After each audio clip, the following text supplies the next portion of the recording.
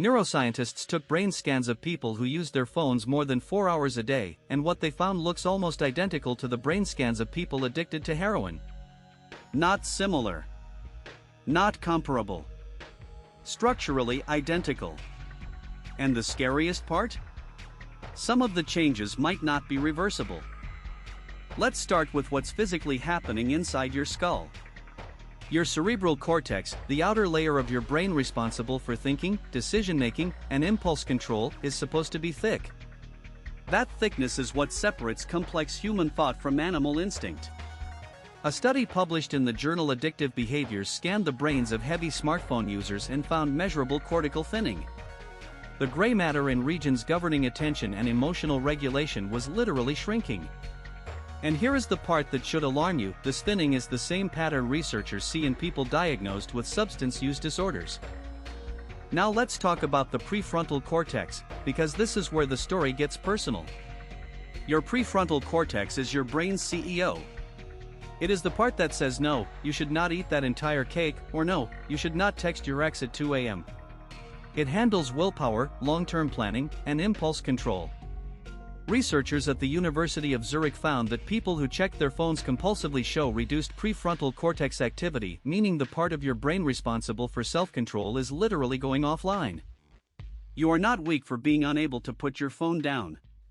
The tool you are trying to resist has already weakened the part of your brain that does the resisting.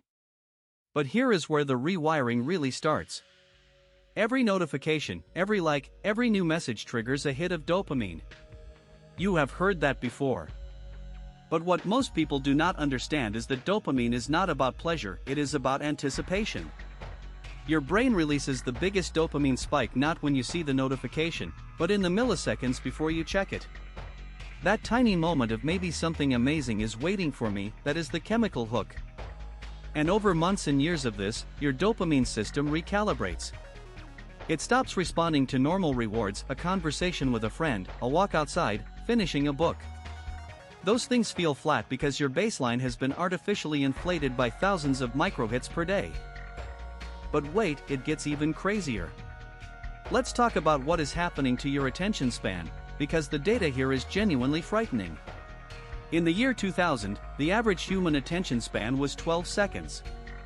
By 2015, it had dropped to 8 seconds. A goldfish has an attention span of 9. But here is what the headlines miss: the issue is not that you cannot focus. It is that your brain has been retrained to expect stimulation every few seconds.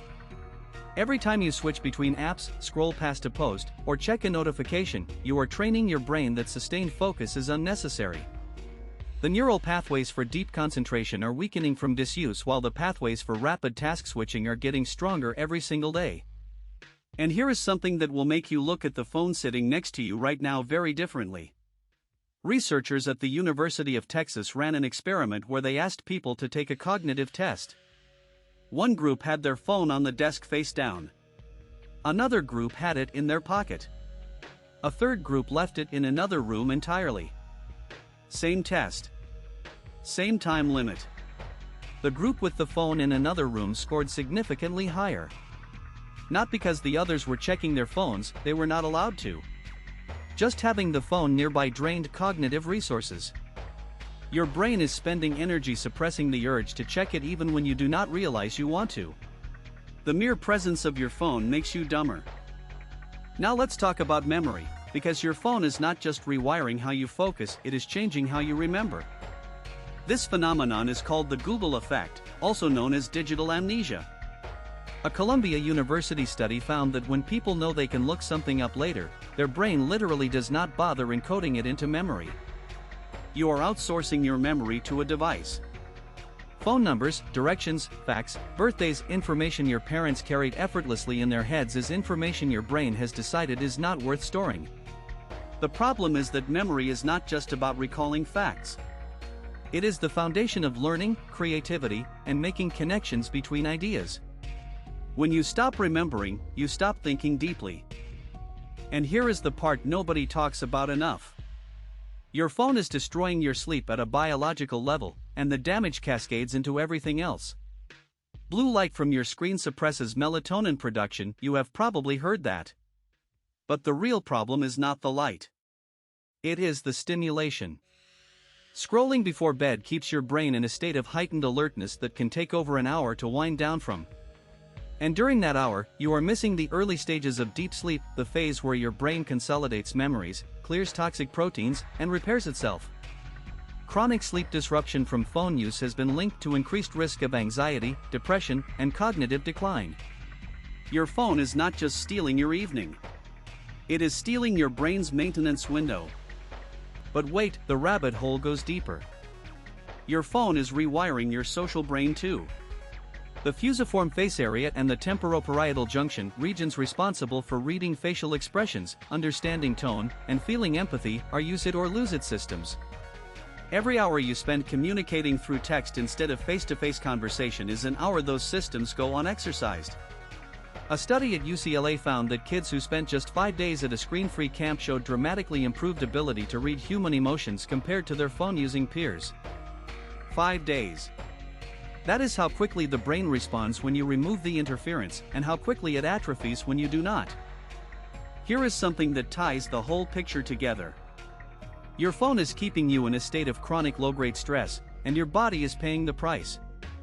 Every notification triggers a microcortisol spike, your stress hormone. One spike is harmless.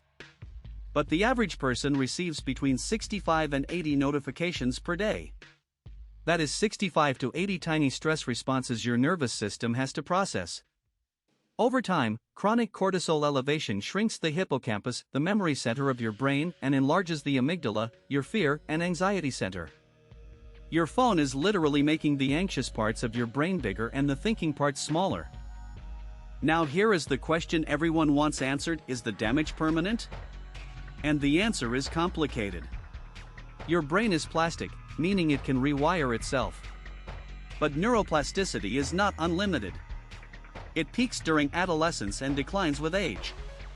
For adults, the brain can recover, but it takes sustained effort. We are talking weeks to months of reduced screen time before dopamine receptors upregulate back to normal. For teenagers whose brains are still developing, the picture is more concerning. The neural pathways formed during adolescence become the default wiring for adulthood. If a teenager's brain wires itself around constant digital stimulation, that becomes the architecture they carry for life. The window for building deep focus, emotional regulation, and impulse control circuits is not open forever. And here is perhaps the most disturbing part of all. None of this is accidental. Former tech executives have gone on record saying that phones and apps are designed to be maximally addictive. Ozzy Raskin, the inventor of Infinite Scroll, has publicly said he regrets creating it. Tristan Harris, a former Google design ethicist, compared smartphones to slot machines. Sean Parker, Facebook's founding president, admitted the platform was built to exploit a vulnerability in human psychology.